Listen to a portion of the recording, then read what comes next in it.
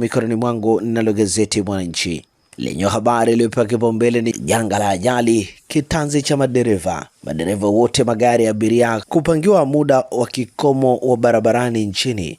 LATRA yataja sababu kuja na kanuni pendekezwa, wadau wataja faida hasara. Habari imeandikwa kwenye ukurasa wa gazeti hili. Rasimu ya kanuni pendekezwa ni dereva hataruhusiwa kuendesha gari la abiria kwa saa 5 mfululizo. Kanuni mpya za usalama zinaelekeza dereva kuwa na mapumziko ya lazima. Dereva hataruhusiwa kuendesha gari zaidi ya saa 48 ndani ya wiki moja. 10 saa ambazo dereva anatakiwa kupumzika kwenye kila saa 24 anapokuwa safarini au dakika 20 kwenye kila saa 4. Gazeti hili limeandika msiba wa Jenista ulivyosimamisha kazi Peramiho. Wananchi wa Peramiho mkoani Ruvuma walizoea kuliona tabasamu la aliyekuwa mbunge wao Jenista Mhagama anapokwenda kutembelea.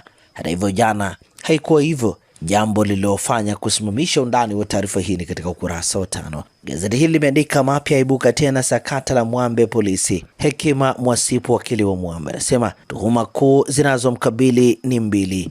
Kwanza, anatuhumiwa kula njama ya kutaka kumuua mkuu wa polisi, lakini hawajaeleza ni mkuu gani, na tuhuma ya pili ni uchochezi wa kimtandao ambao pia hawajaufafanua.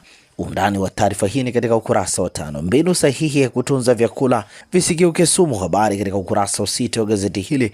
Habari picha anasema salute kwa afande Rais na Amiri Jeshi Mkuu Samia Suluhu Hassan akipokea salamu ya kijeshi alipowasili katika shule ya kijeshi ya ulinzi wa anga kwa ajili ya kufungua mkutano wa 9 wa wakuu wa majeshi na makamanda uliofanyika chuoni hapo mkoani Tanga jana.